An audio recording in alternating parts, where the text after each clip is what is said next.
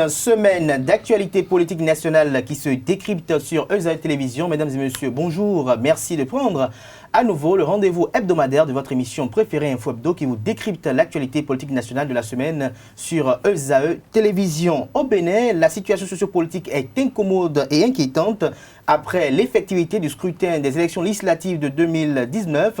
Nous en parlons ce jour sur Info Hebdo et j'ai l'honneur et le plaisir de recevoir pour vous, chers amis internautes, trois invités, trois grands professionnel des médias. Il s'agit de Georges Perzo Anago. Il est journaliste, directeur de publication du quotidien béninois d'information générale et d'analyse La Dépêche. Il sera avec Choubade Arimi. Il est journaliste, conseiller technique à la communication du président de l'Assemblée nationale, Maître Adrien Humbedi. Et le troisième invité a pour nom Fernando Ressou, journaliste et reporter sportif. Il est également analyste politique. Sans plus tarder, on les retrouve pour le décryptage. Le décryptage de ce jour, comme je l'ai annoncé à l'entame de cette émission, se fera avec Georges Perzo Anago. Bonjour. Bonjour Kader, bonjour aux téléspectateurs. Comme je l'ai annoncé tout à l'heure, vous êtes journaliste, directeur de publication du quotidien La Dépêche. Vous êtes face à Arimi Choubade. Bonjour. Oui, bonjour cher ami. Vous êtes journaliste, conseiller technique à la communication du président de l'Assemblée nationale, Maître Adrien Humbedi. Fernando Ressou, bonjour. Bonjour chers confrères. Bonjour à vous, vous êtes journaliste, reporter sportif, mais vous êtes ici en qualité d'analyste politique. Absolument, et le reporter sportif que je suis vit avec beaucoup de peine ce qui se passe dans notre pays en ce moment. Vous allez me poser la question de savoir pourquoi de façon particulière, parce que nous vous avions annoncé vous y reviendrez dans un instant. Non, permettez-moi, c'est juste une introduction. Une introduction. Le sportif que je suis va évacuer ça et puis on reviendra là-dessus. Vous voyez, en principe, dimanche prochain, nous devrions organiser une marche pour célébrer le sport au service du développement et de la paix.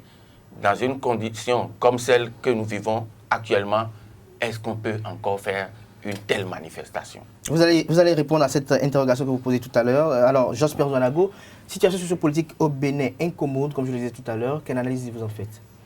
Merci, cher confrère. Bon, d'abord, je voudrais nous rappeler ce que, autant que nous sommes, nous savons déjà, le Bénin ne vit pas en vase clos. Et cela est d'autant plus pénible pour chacun de nous que je voudrais croire que tous les Béninois, autant qu'ils sont, je dis bien tous les Béninois, autant qu'ils sont en ce jour-ci, doivent se sentir mal dans leur peau, sans exception. Maintenant, s'il y en a qui donnent l'impression de bien se sentir, ce n'est qu'une commodité de comportement. Mais à vrai dire, personne ne se sent heureux en ces jours-ci pour la simple raison que notre pays a basculé, a changé, pas en bien, je voudrais bien le préciser, et cela est préoccupant. Cela est préoccupant. Arimi Choubade, le Bénin a connu des heures chaudes depuis quelques jours. En tant qu'analyste politique, quelles pourraient être les raisons motives de ces différentes actions qui ont été menées par les populations de part et d'autre et par les acteurs politiques par endroit? Non, je ne sais pas si dans cette situation, on peut trouver des raisons. Et qu'est-ce qui les a conduits à cette situation? Il ne peut pas avoir une raison pour que le Bénin ne soit plus le Bénin. Je ne sais pas s'il y a une raison à ça. Il n'y a pas de raison que... on parle du Bénin comme on le fait depuis quelques jours un peu partout dans le monde. Où, vous voyez des gens qui vous appellent... vous ne pouvez même pas parler, vous ne pouvez pas répondre au téléphone tellement vous êtes frustré, vous avez... Enfin, moi, je ne sais pas si... Vous êtes gêné. Oui, je ne sais pas si on peut trouver des raisons à ça. On ne peut pas trouver des raisons à ce que, à la manière dont les choses se passent, où tous les fondamentaux ont été perdus. Tous les fondamentaux ont été perdus à votre avis. Mais est-ce que ces actions qui concourent autour des élections législatives 2019, celles du dimanche dernier, est-ce qu'à votre avis, il y a eu mal donné à un niveau donné? Mais s'il y a des morts, vous pouvez me dire que c'est... nous avons l'habitude d'aller aux élections avec des cercueils. Ainsi, au retour des élections, on vous dit qu'il y a on a brûlé, on a saccagé, on a détruit, on a tiré à balles réelles sur des populations civiles. Et vous ne pouvez pas me dire que c'est notre habitude au Bénin. Alors, donc, forcément, rien n'a marché. Rien n'a marché, à votre avis. Si quelque chose, ne serait-ce que quelque chose avait marché, on pourrait peut-être, par rapport, cela pourrait sauver le reste. Mais apparemment, depuis les préparatifs, depuis la campagne, depuis les décisions qui ont été prises par les différentes institutions impliquées dans les élections, rien n'a marché, rien n'a fonctionné. Vous avez vu l'indifférence avec laquelle on a reçu la proclamation, enfin, la décision de la Cour constitutionnelle sur les résultats. Hein, et la rue qui continue de s'échauffer. Et puis vous avez vu, ça a choqué tout le monde, où des policiers, enfin, je ne sais pas, des hommes en armes, en pleine rue, en pleine journée, tiraient à balles réelles sur des civils, des bambins. Hein, qu'ils soient badauds ou pas, c'est parce qu'on n'a pas suffisamment trouvé de logement à ces sujets-là qui sont dans la rue, peut-être. Hein, et donc, la solution ne devait pas être de les abattre comme des chiens.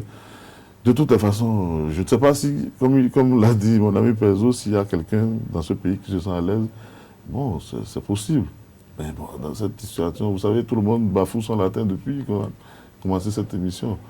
Et voilà. Alors, Fernando Resso, est-ce que cette situation ne relève pas un peu d'une certaine irresponsabilité des acteurs politiques quand on sait qu'il y a eu des lois qui ont été votées suivant une pédagogie, après il y a eu des interventions du chef de l'État, des présidents des institutions et autres pour qu'ils puissent être introduits, ce qui n'était pas dans le processus puisse être introduit et qu'à la finalité, on constate que les problèmes qu'on a voulu résoudre sont les mêmes qui ont écarté certains.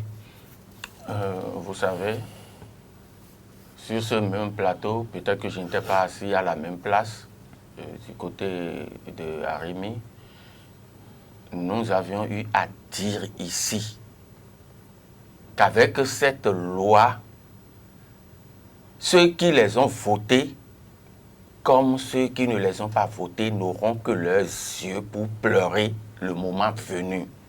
Je le rappelle toujours. Parce que ce n'est pas possible.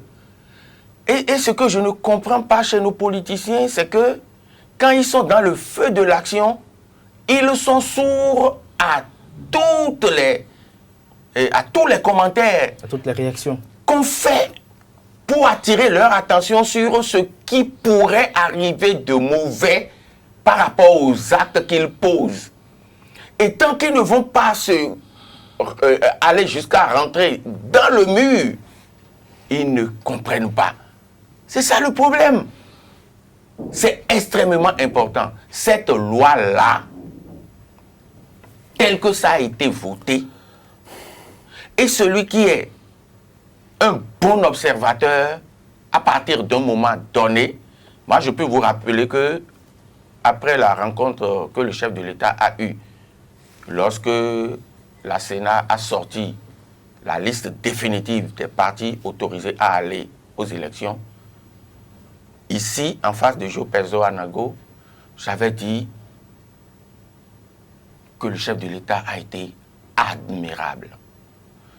J'étais béat d'admiration. Et je disais quoi ce jour-là? Ce jour-là, il y a quelqu'un qui s'est permis de me contredire sur le plateau. Je reviens aujourd'hui pour dire qu'il avait raison. Merci de me le redire. Je dis qu'il avait raison parce que 48 heures après l'émission, j'ai rencontré des amis. Je ne vais pas dire qui connaissent bien le chef de l'État. Et ils m'ont dit que ce qui est mis en marche est une option stratégiquement huilée. Et qu'on le veuille ou non, c'est ça qui va aboutir. Que le chef de l'État a joué sa partition. Mais est-ce que, Fernando Resso, est-ce qu'à un moment donné, l'opposition n'a pas su percevoir le chef de l'État comme chef d'un clan, d'une majorité, je dirais, présidentielle? On a tout le temps peut-être vu le chef de l'État peut-être comme président de la République, en occultant le fait également que lui aussi, il a ses poulains qui devaient peut-être préserver les intérêts. Le chef de l'État doit préserver l'intérêt de toute la nation. Un point, un trait, tout en reconnaissant qu'il doit travailler de manière à avoir à l'Assemblée nationale, je dis bien, il doit travailler à avoir à l'Assemblée nationale une majorité plus ou moins confortable qui lui permette de gouverner. En cela, c'est son droit absolu d'aller vers l'obtention de cette majorité-là. Mais ce qui se passe est que on a cuisiné les choses de manière intelligemment, je ne vais pas dire diabolique. Bon, vas-y, pour qu'on aille vite. Non. Parce que, en fait, c'est ça. On sait qu'ils n'iront pas aux élections. Parce que, mais après, quand on a commencé à faire les débats, je me suis rappelé d'un débat que j'ai eu avec quelqu'un il y a plus d'1 an et demi, qui me disait que l'opposition n'ira pas aux prochaines élections. Bon, on a rigolé, quoi. Ça avait commencé. Donc, à un moment donné, là, il n'y a pas. Ils ne peuvent pas. Ils ne peuvent pas. Ils ne peuvent pas. Donc, même le PRD, qui était de la mouvance et qui a voulu se détacher du lot, imaginez que le PRD, la liste du PRD a été validée. Aujourd'hui, le PRD pourrait s'en sortir avec plus d'une 50aine de députés. Fata! Je vous dis, fata! Et c'est parce que les gens sont allés très loin dans la réflexion qu'ils se sont dit on ne peut pas s'autoriser à permettre au PRD d'aller à ces élections-là. Alors, Georges Perzo, oui. Est-ce qu'à un moment donné, c'est très facile d'estimer que, ou d'affirmer que, je dirais, l'exécutif a voulu écarter l'opposition lors de ces joutes électorales, mais est-ce qu'à un niveau donné, l'opposition également n'a pas fait preuve de largesse? Est-ce qu'à un moment donné, l'opposition n'a pas minimisé en face l'adversaire politique? Oui, je peux reconnaître qu'à un moment donné, l'opposition a voulu être légaliste. L'opposition s'est imposée l'option de respecter les tests. Et je me souviens, il y a eu des moments où certaines déclarations d'opposition faisaient dire que même si ces tests sont mauvais, nous nous efforçons de nous y conformer. Mais ça, je peux parler de s'il y a de largesse. Mais cette volonté de conformité, est-ce que l'opposition a compris l'essence de ces tests, à votre avis? Parce qu'on a senti lors d'une rencontre avec le chef d'État qu'il y avait un débat autour de fondateurs, membres fondateurs. Il n'y avait pas une perception unanime au niveau... Non, je ne partage pas votre point de vue, cher confrère, pour vous dire que si vous choisissez même ce contexte, reconnaissez, s'il vous plaît, qu'au sorti de ces échanges que moi j'avais trouvé inappropriés en ces lieux et face à la première personnalité du pays qui a mordu la poussière, excusez, du peu, parce qu'il s'est trouvé en face de ceux qui font les tests à l'Assemblée, pour ne pas nommer le premier vice-président de l'Assemblée nationale qui lui a dit ce que c'est. Alors sur ce plan, je puis dire que tout le monde en était fixé. Mais je voudrais dire ceci. On aurait eu bon dos d'accuser l'opposition de s'être opposée au respect des lois de la République. Mais l'opposition a dit, nous allons nous y conformer. Mais alors, est-ce qu'on doit changer les normes ou les règles d'un jeu en cours du jeu? C'est ce qui s'est passé aussi. Parce que lorsque vous parliez tantôt du certificat de conformité qui est sorti de nulle part, je voudrais qu'on m'aide ici et qu'on me dise, ce fameux certificat de conformité était à l'origine connu de tous. Non. Un 1er février de l'année en cours, 2019. De nulle part, ce fameux certificat est sorti. Ce fameux certificat est sorti de nulle part comme une mèche de cheveux dans une soupe.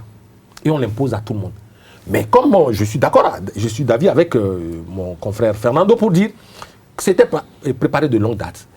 Il était question que l'opposition ne participerait pas. Et je voudrais aussi aller dans le même sens pour dire, à un moment donné, on a de longue date, mais c'est une question politique. À un moment donné, il fallait trouver aussi une solution politique. Mais tout à fait. L'une des solutions diaboliquement politiques était que le PRD, qui, à un moment donné, se disant de la mouvance, avait commencé par prendre ses distances, a été aussi coupé court dans son élan. Parce qu'on se disait que si jamais... Non. Arimi Choubadé, jusqu'à preuve du contraire, n'est pas, selon moi, un membre du PRD, n'est-ce pas? Donc ne l'affublons pas de ce qu'il n'est pas. De ce qu'il n'est pas. Alors, ou ce qu'il cache d'être. Bon, alors, moi, je voudrais terminer en disant ceci. Quand on s'est senti en difficulté, si jamais on laissait venir le PRD et qu'on bloquait toutes les autres formations de l'opposition, le PRD raflait toute la mise parce que l'opposition va se rabattre sur le PRD, mais pas sur les 2 blocs du président de la République. Et là encore, sèchement, on a coupé le PRD.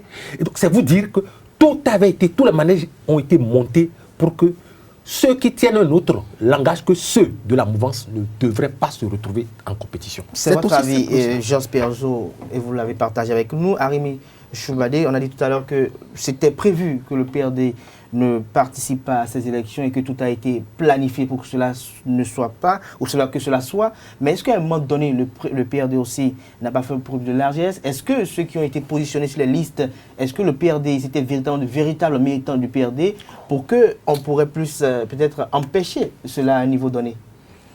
Non, enfin, si vous avez très bien suivi le processus, à un moment donné, il y avait une sorte de tolérance vis-à-vis du PRD. Mais tel que je connais les responsables de ce parti-là, ils n'auraient pas participé à ce processus si l'opposition ne participe pas. Je crois que c'est à ce niveau-là, c'est ce discours-là qui a été fatal. Et on a dû dire, bah, écoutez, s'ils ne veulent pas, ils veulent être solidaires des opposants, il faudrait qu'ils soient jusqu'au bout. Et on les a vidés. Mais bon, moi, je ne suis pas. Donc, vous estimez qu'il y a eu une subjectivité dans le travail au niveau de la commission électorale? Je vous ai dit que rien n'a marché dans cette histoire. Rien du tout. Depuis la conception de la loi jusqu'au vote. Vous savez, on a raconté beaucoup de choses sur le vote, hein, mais quand vous participez très bien aux travaux de l'Assemblée nationale, vous allez comprendre qu'en réalité, c'est un petit groupe qui a son petit agenda et qui en impose à tout le monde, hein, subtilement. Voilà, vous savez, parfois, vous avez vu, il y a eu des séminaires, par exemple, où déjà, je crois, au séminaire, pour les cautions, où c'était mis sur toutes les fiches qu'on a partagées aux participants. Je crois que c'était 100 millions ou quelque chose peut-être moins que ça. Et ça avait déjà été intolé. Tout à fait. Et donc, voilà, on se disait certainement que lors du vote, les députés allaient en tenir compte pour revoir les copies. Mais tout le monde était surpris qu'au finish de 100 millions que les gens n'avaient pas accepté lors des concertations et tout, on se retrouve au double, en pleine plénière à 200 et quelques millions. 249 millions. Oui, voilà. Et voilà, donc il y a on savait très bien que l'agenda était ailleurs. Hein, et que de toute façon, on allait déployer. Mais ce que je dis, franchement, moi je ne me retrouve pas dans ce débat. Aujourd'hui, comment arrêter les morts? Comment arrêter les morts? En fait, parce que rien ne peut justifier cela. Ça ne peut pas être la volonté d'avoir 83 députés qui justifie tout. On ne peut pas me dire oui, on peut dire tout ce qu'on veut de la classe politique, on peut dire tout ce qu'on veut des acteurs politiques, mais ce sont ces mêmes acteurs. Vous savez, au Bénin, ici, nous avons même eu des coups d'État pacifiques. C'est-à-dire des coups d'État sans effusion de sang. On a changé de président de la République dans ce pays sans que... Il n'y a jamais eu de mort d'homme dans un coup d'État au Bénin. Comment se fait-il que pour une élection, on a déjà dénombré près de 10 morts ou des trucs comme ça? Ce n'est pas le Bénin. Il y a des gars qui ont des agendas cachés qui sont venus pour leur business personnel. Et moi, je crois qu'aujourd'hui, c'est comment arrêter les morts. Comment arrêter les morts? Et oui, mais comment arrêter les morts? Il faut arrêter tout ça. Il faut arrêter tout ça et revenir à nos fondamentaux. Mais comment on faisait les élections? On faisait les élections d'une manière. On ne peut pas me dire que pour une réforme, il faut tuer des gens. Ce n'est pas possible. Pour aller à des réformes, il faut tuer des gens. Je ne peux pas comprendre. Et jusque-là, on ne sait même pas à quel nombre précisément on va s'arrêter. Quand les gars tiraient hier, c'était à l'aveuglette. Oui. Donc à la fin, on aurait pu ramasser 100, 200, etc. Heureusement qu'il y a eu beaucoup moins que ça. Et donc aujourd'hui, il faut pouvoir arrêter la... c'est pas une machine diabolique qui s'est embrayée, qui s'est emballée depuis quelques jours. Donc aujourd'hui, si on veut savoir qui a fauté, qui n'a pas fauté, tout le monde, enfin, sur tout le processus, rien n'a marché. Sur tout le processus, rien n'a marché. Fernando Ressou, ces différentes actions menées pour troubler un peu la quiétude des populations est mise sur le compte de la classe politique de l'opposition. D'aucuns attribuent cela directement à l'ancien président Thomas Boniaï. Est-ce à dire qu'il y a une volonté manifeste de pouvoir écourter le mandat de Patrice Talon? Si vous posez cette question à quelqu'un comme moi, il n'a pas de réponse à vous donner. Parce que nous nous retrouvons dans une situation embarrassante une situation déconcertante, une situation qui n'honore personne, une situation dans laquelle il y a une grande partie de la classe politique qui est mise au chômage, que ce soit dans le camp de l'opposition ou dans le camp de la mouvance. Suivez mon regard. Les anciens qu'on dit, ils ont décidé de prendre leur retraite politique et tout. On confie la confession d'une liste à des jeunes, voilà, qui à leur niveau ont dit, les vieilles personnalités là, ils ne sont pas dans notre schéma. Fussent-elles président du parti. C'est pas facile à consommer. Et tel que je connais la classe politique béninoise, les gens viennent s'invectiver publiquement. Mais tard, au beau milieu de la nuit, ils se retrouvent pour se concerter, pour se parler. La belle preuve, regardez un peu ce qui se passe aujourd'hui. Azanaï, qui va au domicile de Boni Yahi, alors que c'est à cause de ces deux-là que ce que nous avons vécu ces derniers jours, on en a eu en miniature. En 2015. En 2015, c'est-à-dire quelques mois avant les élections législatives de 2016. Donc quand vous voyez les compositions et les recompositions qui se font au niveau de la classe politique béninoise, vous ne pouvez jamais penser que ce qui est arrivé puisse arriver. Parce que les périodes de campagne électorale, c'est des périodes de fête au Bénin. C'est des périodes de gaieté. Vous allez entendre les gens du PRD, de la RB s'invectiver, s'insulter. Mais quand deux caravanes du PRD et de la RB se rencontrent dans les rues, vous n'avez jamais entendu parler d'affrontement? C'est à celui qui sait le mieux danser qu'on se soumet. Et ça tape, ça chante, on anime et chacun passe son chemin. Moi, j'étais à l'extérieur du Bénin et des confrères sont venus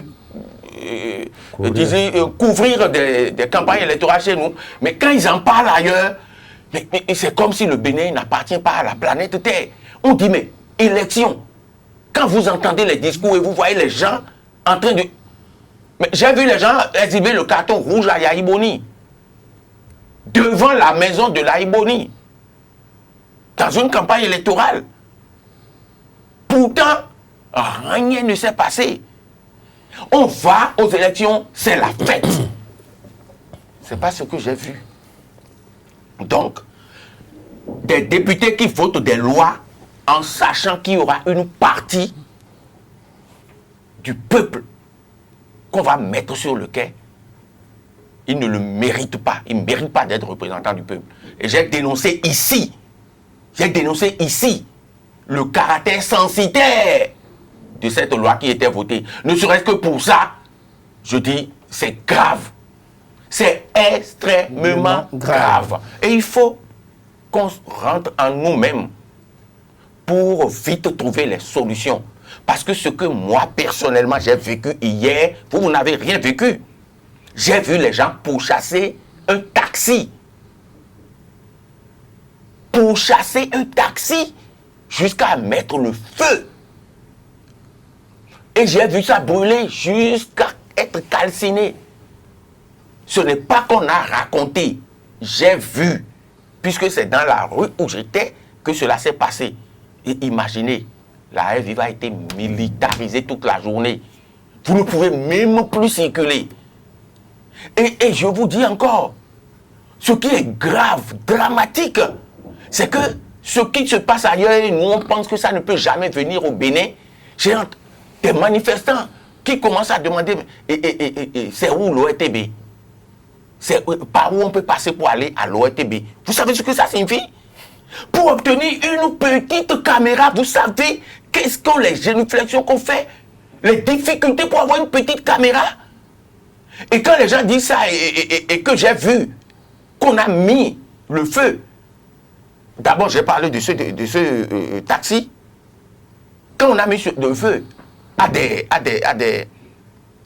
structures économiques, quand on a mis le feu à des balles de coton, vous savez ce que ça signifie? Ça veut dire que ça ne fonctionne plus. Et il faut qu'on arrête ça très tôt. Parce qu'après 24 heures, 48 heures de ce désordre-là, les gens ont commencé à avoir de l'appétit. Et quand je dis les gens ont commencé à avoir de l'appétit, c'est aussi bien dans le camp des badauds,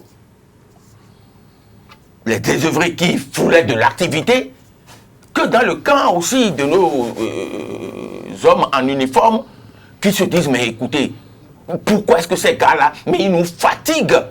Ils nous fatiguent et c'est des hommes aussi. On les a, comment dirais-je, consignés depuis des semaines. Ils ne dorment plus. Ils sont inactifs. Et quand ils sont devant vous, les gens viennent, lancent des pierres. Je ne sais pas. C'est des hommes aussi. Et il faut qu'on sache raison garder. C'est extrêmement important. Parce que vous ne pouvez pas, moi, pour quitter le stade de l'amitié, à moto, et aller à la haie vive, hier, mais j'ai fait près de 2 heures. J'ai fait près de 2 heures. Vous avez fait près de 2 heures. Alors, Arimi Chouadé, tout à l'heure, Fernando Reche parlait du caractère censitaire de cette loi et que ces lois ont mis une bonne partie des acteurs politiques, tant de la mouvance que de l'opposition, au chômage. Maintenant, voilà aujourd'hui la situation. Que faut-il faire pour garantir la paix et la quiétude au Bénin? Que faut-il faire? Il faut d'abord, il y a des compatriotes qui sont tombés. Il faut les réveiller. Il faut qu'ils sortent-ils, leur rendre hommage, assister les familles éplorées, commencer par penser les plaies pour ceux qui ont encore mal, ceux qui souffrent de tout ça. Ah, il faudrait, parce qu'on ne peut pas continuer avec l'impunité chez nous, c'est pas possible. Et ceux qui sont les responsables de cette tuerie-là, qui sachent que, bon, ils vont en répondre d'une manière ou d'une autre. On ne dit pas qu'on va les fusiller aussi, mais s'ils ont commis des fautes professionnelles, il faudrait qu'ils en répondent. Tout à l'heure, Fernando Reche a fait une très belle caricature. Ce sont des humains aussi qui sont restés qui ont été mobilisés pendant des journées, des semaines par rapport à cette situation. Ils sont agressés. Est-ce qu'à un moment donné, dans une question d'acte réflexe ou de légitime défense, est-ce qu'ils n'ont pas à un moment donné failli? Vous savez, notre armée a une réputation. Si elle est sollicitée pour aller faire maintenir de la paix un peu partout, c'est pas parce qu'on la connaît tuant les populations. Vous pensez que des partenaires qui ont financé les missions de paix là vont prendre des militaires qui ont l'habitude de tirer sur les populations pour aller faire le maintien de la paix sur des théâtres de troubles, de tous ces gens-là? Nous avons une réputation. L'armée, c'est un métier. Si ce sont des militaires de métier, ils ne peuvent pas gêner des contingences de ce qui peut leur arriver quand ils sont en mission. On ne peut pas prétester du fait que, parce qu'en face, il y a des gens qui peut-être ont un peu mis en mal votre confort personnel, que vous allez leur ôter la vie. Mais est-ce qu'il n'y a pas, Arimi Chouadé, à votre avis, en tant qu'analyste politique, est-ce qu'il n'y a pas une certaine classe politique qui profite de cette situation incommode pour pouvoir attiser, peut-être, mais activer un plan machiavélique? Vous savez, justement, il fallait avoir au Bénin une classe politique. On n'en a jamais eu. Il n'y a pas de classe politique. Vous allez voir la liste des élus. Il y a des gens qui, peut-être qu'ils ne savent même pas ce que ça veut dire d'être député. Peut-être ils vont devenir députés si on laissait le processus continuer. C'est comme ça qu'on a toujours recruté le personnel politique. Il n'y en a pas. Tout le monde est politicien au Bénin. Donc quand on veut dire, on rejette la responsabilité, ben, celui qui est aux affaires, c'est un homme d'affaires. Celui qui est président de la République, hein, c'est-à-dire le premier des politiciens au Bénin, c'est un homme d'affaires. C'est-à-dire quelqu'un qui, a priori, ne fait pas de la politique au départ. Donc tout le monde peut être politicien au Bénin. Dans ces conditions, je ne sais pas sur quelle classe politique on veut mettre un tort. S'il y avait des gens qui avaient une conscience de ce que c'est que la politique, on ne serait pas en train. Il ne faut pas confondre la voyoucratie, les agendas personnels cachés et tout, avec la politique et le développement de la cité. Ce n'est pas la même chose. Les gens viennent pour régler des problèmes bien précis. Vous savez, on ne sait même pas. Il n'y a pas de parti politique.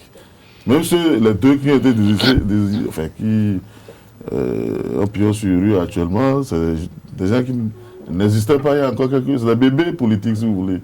Des bébés partis, hein, qui n'ont pas on va me dire que ce sont des anciens partis, mais ce qu'on sait, justement, comment vous appelez, la réforme qu'on attendait, c'était justement de créer une classe politique en légiférant sur l'argent politique. La seule réforme au Bénin, c'est le financement public des partis politiques. Il n'y a pas d'autres réformes. Il n'y a pas...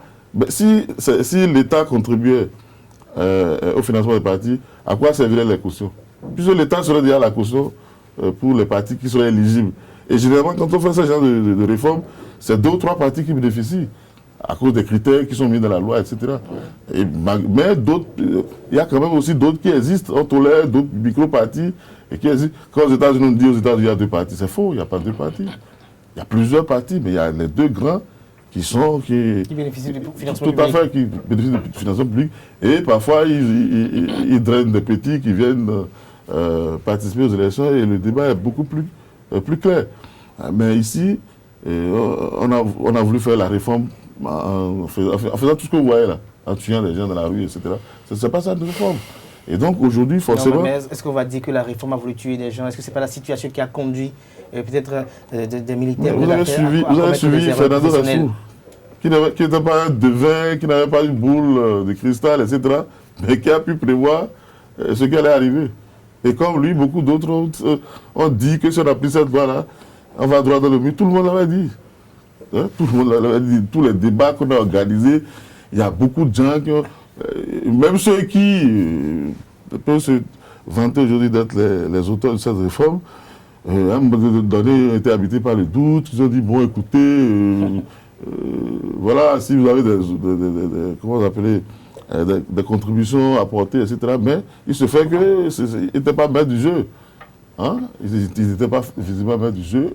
On devrait aller là et on s'y est retrouvé. Vous avez vu les prémonitions, certains disaient à l'avance que l'opposition ne dirait pas aux élections. Vous l'avez entendu tout à l'heure. Et ça s'est réalisé un an et demi plus tard. Et donc, c'est ça. Aujourd'hui, on ne peut pas accuser une classe politique. C'est une caste, je ne veux pas dire une secte, qui s'est accaparée du pouvoir et qui dicte sa loi. Une certaine oligarchie. Alors, voilà. Jasper Anago, d'aucuns estiment qu'une rencontre entre Patrice Talon et Thomas Boniaï pourrait mettre un terme à tout ce à quoi nous assistons depuis quelques jours au Bénin. Mais laissez-moi vous dire que nous avons au Bénin cette propension à déplacer le débat.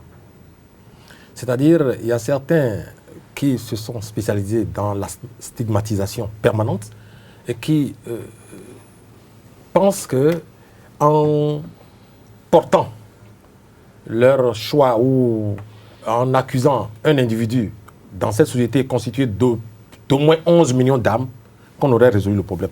Que vient chercher Yahi Boni, ancien président de la République, dans la résolution définitive et durable de cette situation qui a été créée par toute une machine.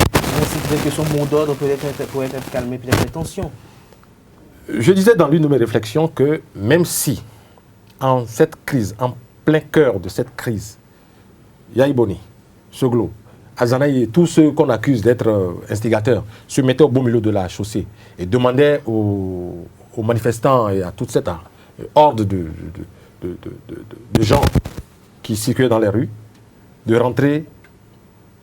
Je me demande si ces personnalités seront écoutées. Non.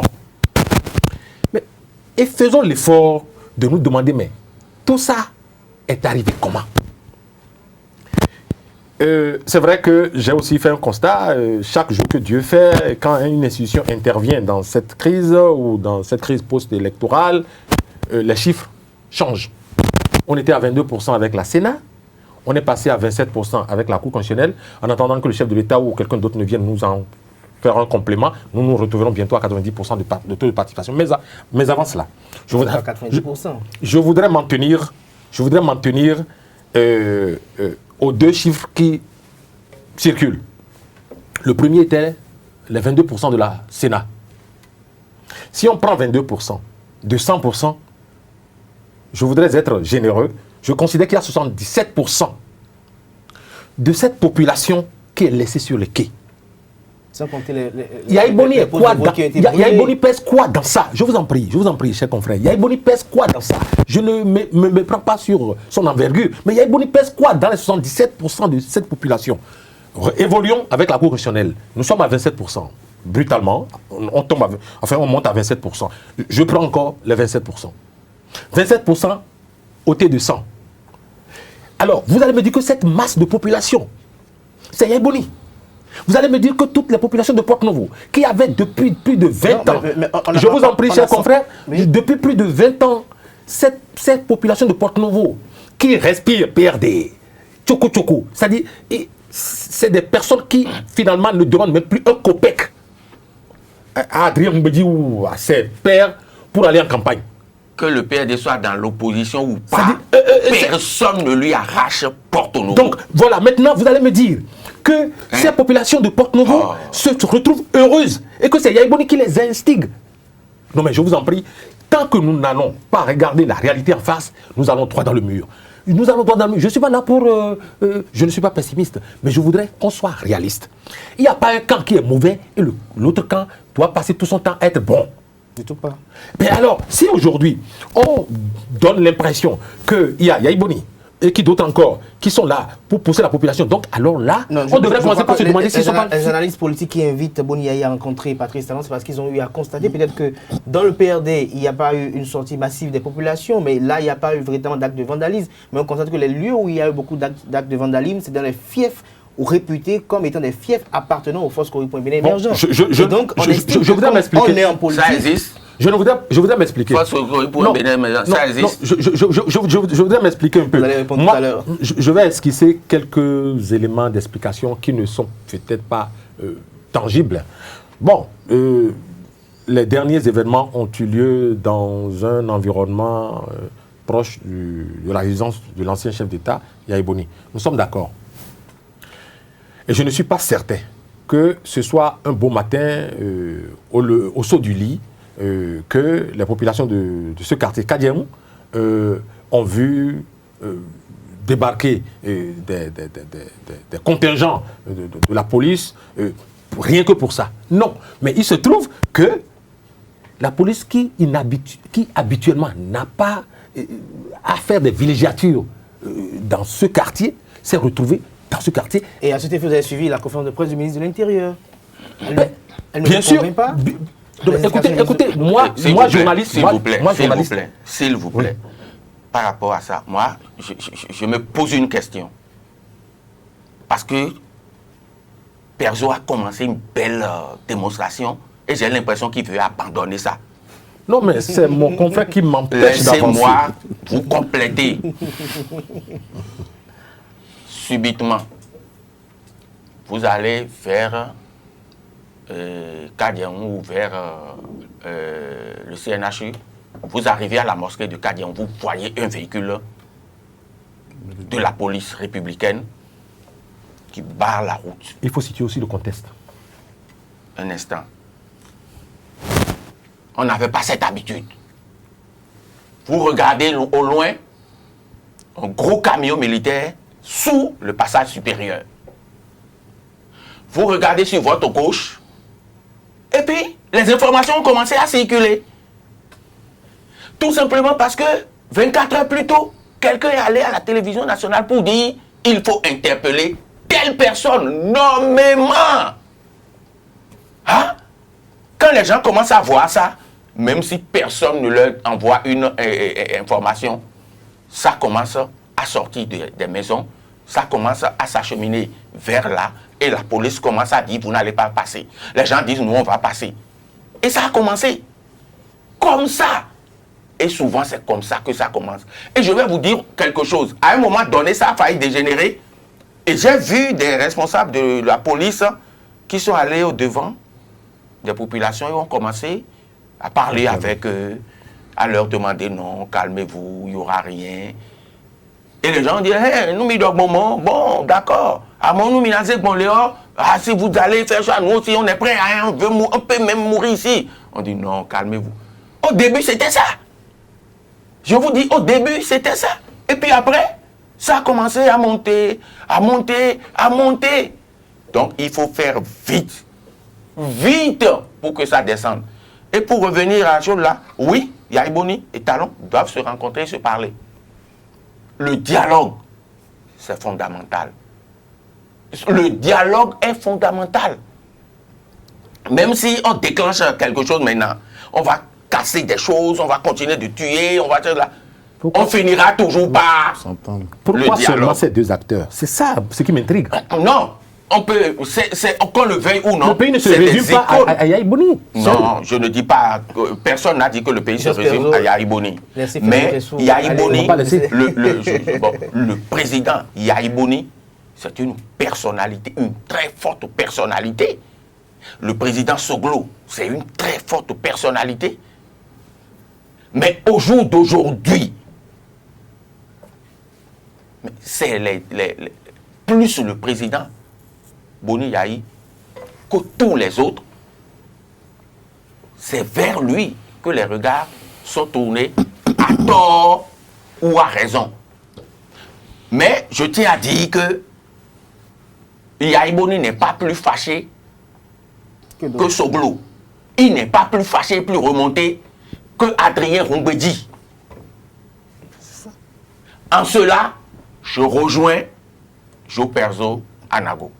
Dans cela, vous rejoignez Jo Voilà. Perzo Anago. Alors, Arimi Choubadé, est-ce que vous êtes aussi d'avis de ce que une rencontre entre Patrice Talon et Thomas Boni Yahi, peut-être en compagnie de Nicéphore de Soglo, pourrait mettre un terme à tout cela pour rétablir la paix au Bénin et permettre à cette législature peut-être d'être installée si les conclusions de ce dialogue permettaient cela également? Non, nous sommes en République. Nous ne sommes pas Un club dans un club d'amis où ça se règle. Vous savez, même le raisonnement continue. On dit... Nous parlons de différents politiques. Oui, mais attendez, on dit Yahya Boni envoie les gens. Et le militaire dit, parce que c'est Yahya Boni qui les envoie, je les tue. Mais il y a quelque chose d'irrationnel. Ils n'ont pas dit ça, les Alors, militaires. mais oui, la rencontre, ça se résume à ça. C'est comme si, pour neutraliser, enfin, pour arrêter la violence, il faut que les deux se voient, puis pas un coup de magie. N'oubliez pas qu'il y a je sais pas, il y a un problème entre les deux. Je ne sais pas comment vous allez effacer le problème d'empoisonnement. C'est des ressentis, c'est personnel, ce sont des amis qui ont été à ce niveau-là comment appelle-t-on, d'adversité entre eux. Et puis, voilà, et puis après, je ne sais pas, vous avez vu, c'était compliqué même pour que les deux fassent la prestation de service. Mais à un moment donné, ils se sont retrouvés à Abidjan avec le président Alassane Ouattara et Fort, et on a estimé que tout était conjugué du passé. Oui, bon, enfin là c'est différent. S'il y a des intermédiaires qui veulent bien voir entre les deux, qu'est-ce qu'il faut harmoniser. Mais je ne peux pas comprendre qu'un différend entre deux hommes puisse causer la mort des compatriotes. Ça, c'est hors de... Moi, je ne comprends pas, je ne peux pas comprendre. Partout, il y a des inimitiés entre des personnalités. Mais après, quand on va régler le problème Talon et Yahi, il faut aller régler le problème entre qui et qui encore. Très bien. Entre qui et qui encore, avant qu'on ne cesse de faire tuer les gens et qu'on ne mette à mal la paix qui a tué des... Vous savez, je me demande comment le gouvernement béninois va se pointer sur le marché international, je ne sais pas, pour attirer des partenaires, pour avoir tel financement par-ci, par-là, alors que le pays est invivable. Et justement, à ce titre, vous avez suivi le jeudi dernier le ministre des Affaires étrangères de la coopération qui a eu à affirmer au corps diplomatique que le Bénin n'est pas en crise, mais que juste il y a peut-être des caprices que la police est en train de maîtriser. Et il oublie que les diplomates ont plus d'informations que lui. Normalement, il devait poser la question aux diplomates, savoir bon, quels sont vos sentiments ou bien qu'est-ce que vous avez appris. Je crois que c'était la démarche qu'il faut, ce n'est pas à lui de les informer. Hein, non, enfin, je crois qu'il a joué son rôle et ça s'arrête là. C'est une... Et puis, il y a péril dans la demeure. Lui-même, il a dit que depuis qu'il est là, il n'a jamais fait ça. Ça veut dire qu'il y a un problème. Si depuis 3 ans, il n'a pas trouvé utile de les appeler... Pour les rassurer. Pour les rassurer. Et quand il a fini de dire ça, quand les diplomates sont rentrés chez eux, ils ont pris la télé, les chaînes internationales passent en boucle les tueries qui se déroulaient pendant que lui, il leur parlait. C'est ça la réalité. Donc, il y a un contraste. À votre... vous avez suivi, il y a les Danois qui ont suspendu des programmes ici, il y a les Néerlandais, il y a beaucoup de gens parce que, bon, on ne respectait pas. C'est pas quand on est allé jusque-là. Et je vous le dis, je ne vois pas ces gens-là financer des programmes des opérations de maintien de la paix ou des armées qui se comportent de cette manière-là vont participer à ce genre de manière où là, ça va être compliqué. Alors, donc c'est des portes que nous fermons nous-mêmes alors que nous en avons besoin, alors qu'il n'y a même pas un enjeu. Aujourd'hui, c'est quoi l'enjeu? Puis c'est des Béninois qui se battent contre des Béninois. On ne défend même pas le Bénin. Ce n'est pas le Bénin qui est défendu. L'enjeu, c'est de s'entendre, de se concerter. Pour avoir sa députée à soi, c'est ça l'enjeu. Si c'est ça l'enjeu, il n'y a même pas... Enfin, ça doit être continué. Vous savez, au début, quand on faisait le débat sur la loi électorale, ça n'intéressait pas grand monde. Mais quand on a affiché des listes pour aller aux élections, et certains n'ont pas vu le parti qui traditionnellement ont l'habitude de voter, c'est là que les problèmes ont commencé. C'est un parti, vous avez suivi, dès le lendemain, le chef d'État, dès le lendemain de la publication des listes retenues, le chef d'État a vu venir. Il a dû faire calmer le jeu en disant il nous faut trouver une solution consensuelle. Et là encore, qu'est-ce qui n'a pas marché? Mais ce qui s'est passé par la suite c'est même gravissime. Moi, j'ai entendu des députés faire déclaration solennelle pour dire que le consensus est mort. Mais quand vous dites ça au Bénin, chacun devait aller s'acheter son âme. Puisque nous sommes assis sur le consensus. C'est ça. À valeur constitutionnelle. Si nous sommes assis sur... Vous savez, à la conférence nationale, même les communistes qui n'ont pas participé à la conférence nationale ont dû se plier quand les décisions étaient publiées. Ils ont même participé aux élections depuis lors, sans contester, parce que ceux qui étaient là, c'était des Béninois, et ils ont pu s'entendre sur le consensus. Maintenant, si en 2019, des gens viennent proclamer, sans gêne, et que, alors qu'ils ont la responsabilité de la gestion du pouvoir, ils disent le consensus est mort, à part de ce instant-là, chaque Béninois devait aller s'acheter son âme. Et on a vu les conséquences. Fernando Ressou, je me retourne vers vous, vous posez la question de savoir, aujourd'hui, la situation est telle. C'est vrai, l'élection, elle est déjà effectuée. Est-ce qu'il faut repartir à zéro dans le processus? Est-ce qu'il faut permettre au peuple béninois de faire cette expérience démocratique à la talon? À votre avis, quel est le choix qu'il faut faire pour quand même rassurer les uns les autres, pour qu'il n'y ait plus de mécontents? Bon, de toutes les façons, moi, la surdité de nos classes politiques est tellement avancée que je me pose la question de savoir si nous on parle ici, ça va avoir une certaine résonance. La seule chose qui va faire baisser toute la tension, par exemple, serait un miracle. Et ce miracle-là, c'est la Cour constitutionnelle qui pourrait le réaliser. En quoi faisant?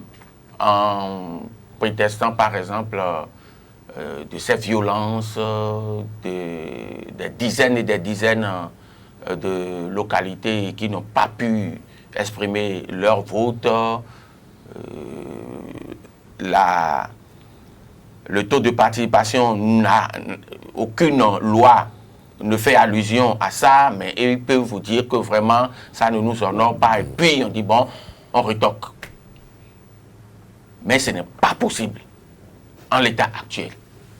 Mais si on faisait ça, vous allez voir, les gens vont sortir pour marcher et dire talons rouillés, rouillés.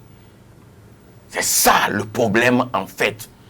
Et je vais ajouter ceci. Ceux qui disent que c'est à cause des menaces de l'opposition que les gens ne sont pas allés aux élections, je dis, mais ils méprisent les Béninois. À cause de quelle opposition? Non, pas du tout. Choubade l'a dit. La bonne vieille dame qui sort, ou Tossou qui sort, qui dit, logo PRD demandé, mais un autre qui dit, RB m'a demandé, mais FCBE qui a dirigé pendant une dizaine d'années, on dit aujourd'hui que ça n'existe pas. Ça veut dire que les gens, au plus haut niveau, on dit que l'opposition n'existe pas. Parce qu'on pourrait dire que l'opposition existe dans la mesure où ces partis-là se sont conformés. Est-ce que la FCBE s'est conformée? FCBE a un certificat de conformité? FCBE n'a pas eu de certificat de conformité. Donc, les mêmes disent que l'opposition n'existe pas. Le PRD existe. Le PRD n'est pas de l'opposition. Le PRD n'est pas de l'opposition. Donc, ça veut dire qu'ils ont décidé délibérément de mettre à mort l'opposition. Maintenant, qui va se lever?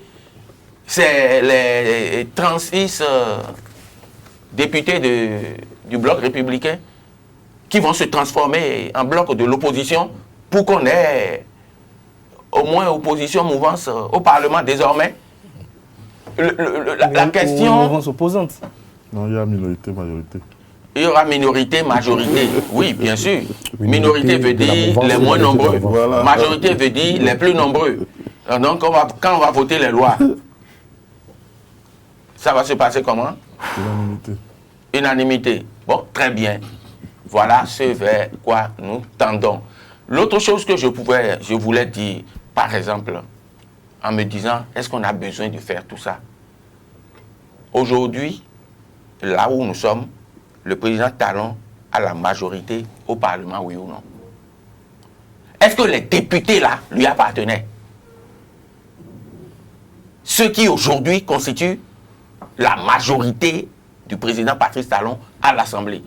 Les députés qui sont membres du SCBE, ceux du PRD, ceux du PSD ou de l'Union fait la nation là, ils ne lui appartenaient pas. Ça veut dire que les gens peuvent toujours oublier les calculs qui disent tel n'iront pas aux élections et laisser tout le monde aller aux élections et on travaille après. Mais le président a dit que ça coûte de l'argent. Ce n'est pas moi qui le dis, c'est lui-même qui a dit que ça coûte de l'argent. Voyez-vous, ceux qui crient, je prends le cas de la RDC, je dis non. Celui qui est président là, on dit que les députés sont du camp de Kabila et qu'ils ne vont pas permettre aux gars de Verjola de fonctionner correctement. Je dis mais non. Il va se mettre ensemble avec eux. S'il se met ensemble avec eux là, c'est pas lui le chef de l'État, c'est pas lui le président de la République. Donc, il devient leur président automatiquement. Donc finalement, qu'est-ce qui va se passer? C'est lui qui va tout régenter de manière à ce que vous allez voir d'ici quelques mois, quelques années, vous n'allez même plus entendre parler de Joseph Kabila. Mais c'est ça aussi la politique, de façon intelligente. Seulement que ça ne va pas plus vite que ce qu'on aurait souhaité. C'est tout le problème. Maintenant, on est dans l'impasse totale. Et à ce jeu, ne me demandez pas de sortir le remède miracle. Il n'y a pas de remède miracle. Jos Perzo, Oui. que faire pour sortir de cette impasse? Il faut mettre les choses à plat, remettre les choses à plat. Reprendre le processus, à votre avis? Pardon? Reprendre le processus? Moi, je voudrais dire ceci. La paix, la quiétude, la cohésion nationale, toutes ces choses rassemblées n'ont pas de prix. Et devant toutes ces choses que je viens de citer, aucune loi ne résiste. Je commence par là d'abord. Pour dire, on a vu des pays, qu'ils soient en Afrique ou hors, au Moyen-Orient, un peu partout, qui ont vécu de longues périodes de guerre, où il y a eu des milliers de morts. Le désastre est immense. Lorsqu'on met ça de côté, et qu'on met de côté une loi consensuelle qui remet en cause une assemblée constituée à 27% de électeurs, moi, je préfère une loi ou bien une disposition qui remette en cause les députés constitués à 27% ou à 23% ou à 22%, comme on veut, de la population. Je préfère qu'on remette ça en cause, qu'on reprenne le processus, que de laisser des frustrations qui vont rester éternellement dans les cœurs. Ça, je tiens d'abord à le dire et je l'assume. Pour dire ceci, aujourd'hui, pour aller à la résolution durable, j'insiste là-dessus, durable de cette crise, parce qu'il y a crise, n'en déplaise à ceux qui pensent qu'il n'y a pas de crise, je ne sais comment ça s'écrit, leur crise, mais si on doit tenir compte de ce que moi on m'a appris à l'école, à savoir crise, C-R-I-E-I-S-E, si c'est de ça qu'il s'agit, il y a bel et bien crise, il y a crise, il y a crise, aussi bien en anglais qu'en français, il y a crise au Bénin. Ici, c'est K-R-Y. C'est encore pire, c'est encore pire, c'est encore pire. On va chez les Allemands, c'est encore pire. Alors, c'est dire donc que la crise est bel et bien ici au Bénin. Et pour peu que l'on ait envie de vivre dans un pays, comme ça a été le cas pour certains exilés d'il y a 4 ans en arrière, qui ont pu vivre dans des pays où tout était normalisé.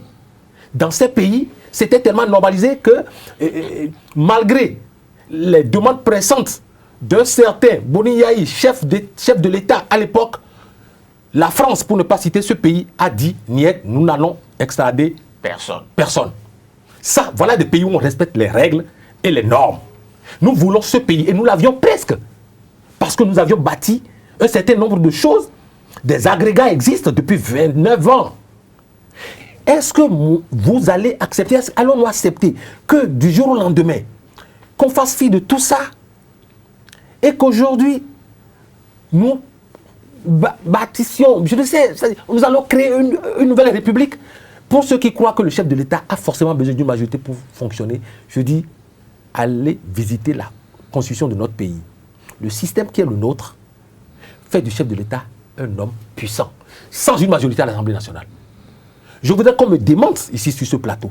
Le chef de l'État, tous les présidents qui sont succédés, revisiter l'histoire depuis 1990 pour voir à quel point ils ont une concentration de pouvoir extraordinaire en main. Je me souviens comme si c'était encore hier, le chef de l'État, l'ancien chef d'État, Soglo, qui disait, lorsqu'il a perdu le pouvoir face à Kérékou, quelques jours après, il s'est mis à se plaindre de ce que Kérékou a tous les pouvoirs concentrés en ses mains. Oui.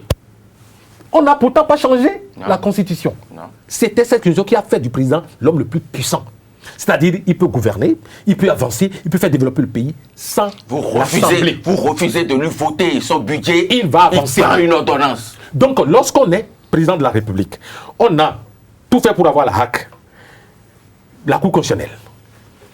Citez-moi les institutions, s'il vous plaît. Toutes les institutions sous votre coupe.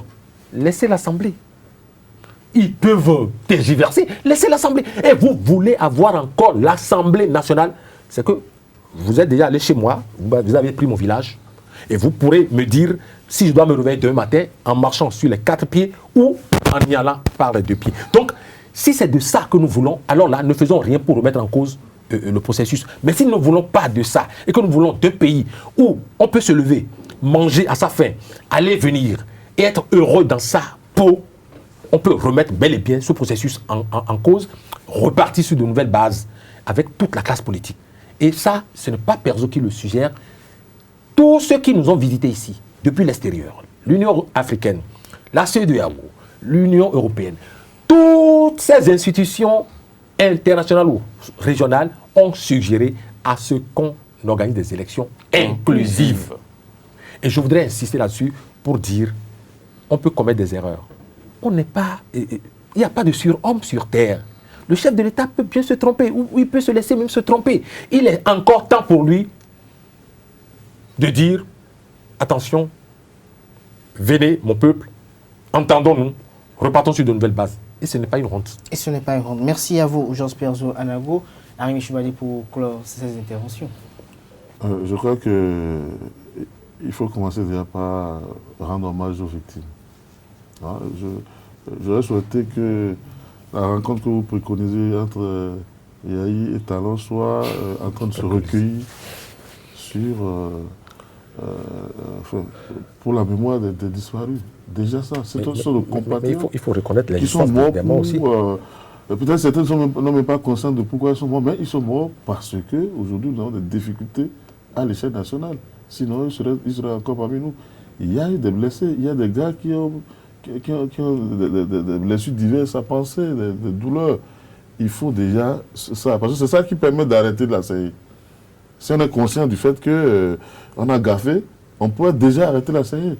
Maintenant, on commence le volet politique, parce qu'on ne peut pas continuer à dire qu'on aura 83 députés dédiés à une seule, je ne dis même pas à une cause, à une seule personne, et dit qu'en cela on fait de la démocratie.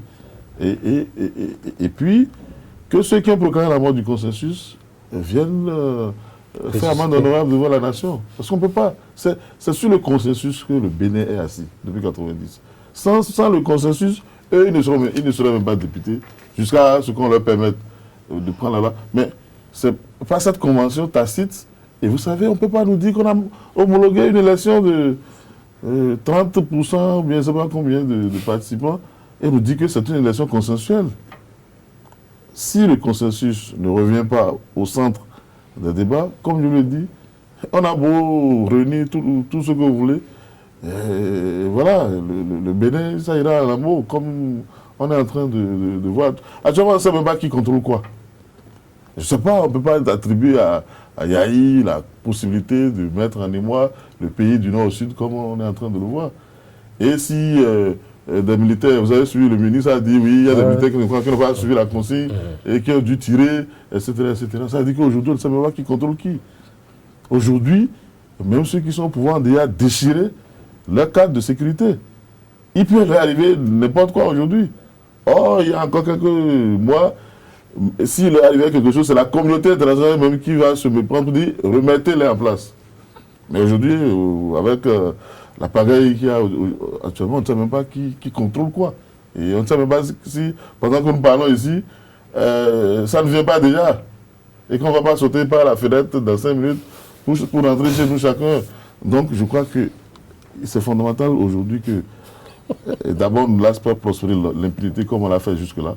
Il y a des gens qui sont morts, qu'on s'arrête et qu'on leur rende les hommages nécessaires, qu'on retrouve, qu'on refasse des enquêtes pour voir. Moi, je dis pas il faut tuer des gens à leur place.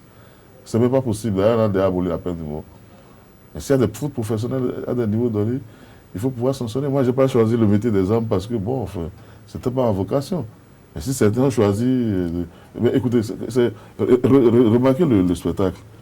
Ils sont habillés avec l'argent du peuple. Ils sont armés avec l'argent du peuple. Et ils tirent sur ce même peuple qui les entretient. Ça n'a pas de sens. Ce sont les béabas de la République.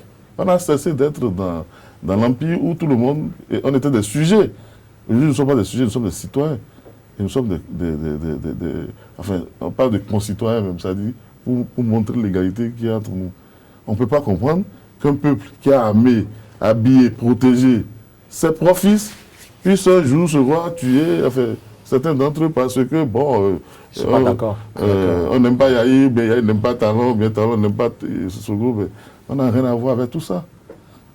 Merci à vous, Arimé Choubadé. Je rappelle que vous êtes journaliste conseil technique à la communication du président de l'Assemblée nationale, Maître Adrien Mbidi. Vous étiez sur ce plateau avec Georges Pierre-Zouanago, directeur de publication du quotidien béninois d'information générale et d'analyse La Dépêche, et avec comme invité le troisième, Fernando Cressou, journaliste et reporter sportif. Il est également analyste politique. Chers amis internautes, ce sera tout pour Info Hebdo de ce samedi. Merci pour l'attention. Je finirai en disant qu'à une juste guerre, préférons une injuste paix pour le bonheur des populations et pour le développement de ce pays. Mesdames et messieurs, ce sera tout. Nous nous retrouvons le samedi prochain pour notre numéro.